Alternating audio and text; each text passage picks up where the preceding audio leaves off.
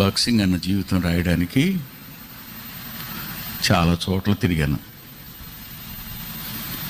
ఆ దినాల్లో ఉన్న జెహోవా షామా సంబంధించినటువంటి పెద్దలు వయసులు చనిపోయినారు. వాళ్ళ వయసు బాక్సింగ్ అన్న వయసులో ఉన్న వాళ్ళని కలుసుకుని వ్యక్తిగతంగా వాళ్ళతో మాట్లాడుతున్నప్పుడు వాళ్ళు చెప్పిన సమాచారం ఉందే, బా సో మార్వెలస్, ఊహకందదు, చాలా ఆశ్చర్యం అనిపించింది నాకు. కానీ అవన్నీ రాస్తే ఇప్పుడున్న వాళ్ళు ఎవ్వరూ తట్టుకోలేరు.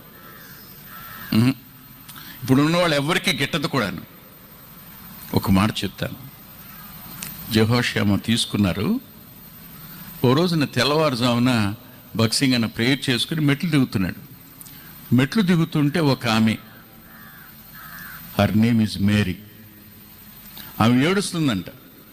ఆయనకి తెలుగు అర్థం కాదు, పంజాబీ మనిషి కదైనా తెలుగు అర్థం కాదు.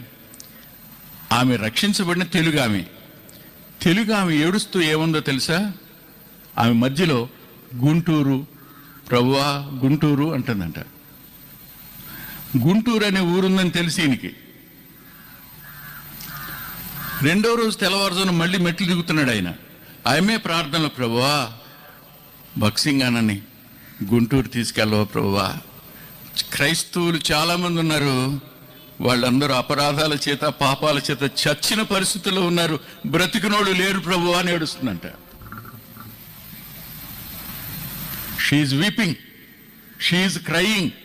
ఆయనకి రెండే అర్థమైంది, బాక్సింగ్, గుంటూరు, రెండే మాటలు అర్థమయ్యాయి. మూడో రోజున ఆయనతో పాటు ఆర్ఆర్ రాజమణి గారు, దొరై రాజు గారు, ఎడ్విన్ శామ్యుల్ బ్రదరు, ఇంకా వీళ్ళు ఉండేవాళ్ళు. వాళ్ళని ఆమెను ఒకసారి అడగండి, ఆమె ప్రార్థన చేస్తుంది ఏంటో అని అడిగితే వాళ్ళు చెప్పారు, అన్నా మీరు విన్నారా ఆమె ప్రార్థన?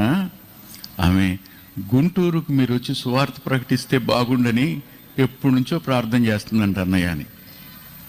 సరిగ్గా అదే సమయంలో గుంటూరుకు రమ్మని ఒకరు అడిగారు, కాన్వకేషన్కి వెళ్ళిన వాళ్ళు. అప్పుడు గుంటూరులో మీటింగ్ పెట్టారు. గుంటూరులో మీటింగ్ పెట్టినప్పుడు జరిగిన సంఘటన మీకు చెప్పనా? తట్టుకుంటారా? 1 గంట అయిపోతుంది. ఇంతకీ నేను ఆంధ్రే చేసిన పని దగ్గరికి రాలేదు. ఇంకా ఈ వర్తమానం రాత్రి కూడా మిగిలిపోయేటట్టే ఉంది.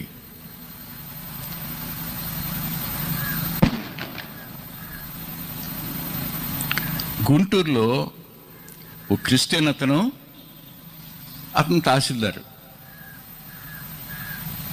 ఆ తహసీల్దార్ గారు ఆ క్యాంపస్కి పర్మిషన్ తీసుకున్నాడు. ఓ పెద్ద గ్రౌండు, దాంట్లో అన్ని ఏర్పాట్లు ఆయనే చేస్తున్నాడు. ఎవరు చేస్తున్నారు బాక్సింగ్ ఆయనకి తెలియదు. ఆయన నడుచుకుంటూ వస్తూ ఉంటే ఇటుపక్క సిస్టర్సు, ఇటుపక్క బ్రదర్సు. ఈయన గబోబా సిస్టర్స్ వైపు వెళ్తున్నాడు. ఎవరు? ఈ తహసీల్దారు. ఈయన, a man don't go there అన్నాడు. తహసీల్దార్ అంటే ఎలా ఉండేది ఆ రోజుల్లో? ఇవాళ తహసీల్దార్ అంటే ఎవడు లెక్క చేయట్లేదు, కానీ ఆ రోజుల్లో వాళ్ళకి జ్యుడిషియల్ అథారిటీ ఉంది ఇప్పటికీ. అతను కోపం వచ్చి ఏ అన్నాడు. ఏ అంటే నెల్లి ప్యాట్ని కొట్టాడు చెమ్మ మీద. ఒక్కసారి నిర్ఘాంతపోయాడు, ఎదురు మాట్లాడలేకపోయాడు, తల వంచుకు నిలిపోయి కూర్చున్నాడు.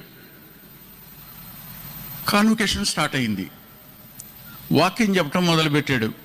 చెప్తూ మధ్యలో అన్నాడు, ఈ రోజున మారు మనసు, అది ఆదివారం, ఈరోజు మారు మనసు పొందిన వాళ్ళు ఎవ్వరూ కానుకేయొద్దన్నాడు. అంట దెబ్బతిన్నాడు. నా జేబులో ఉన్న డబ్బులు కూడా అక్కర్లేదన్నాడు ఈయన. ఆ రోజున ఏడ్చి ప్రభువుని నమ్ముకుని మారు మనసు పొందాడు అతను. చెప్పనా? ఆ కాన్వకేషన్లోనే అదే సండేలో ఆ మేరీ అనే ఆమె అక్కడే చచ్చిపోయింది. అందరూ వెళ్ళి పాతి పెట్టారు. అలా గుంటూరుకి సువార్త భగత్ సింగ్ అన్న ద్వారా ఆ రోజుల్లో వచ్చింది.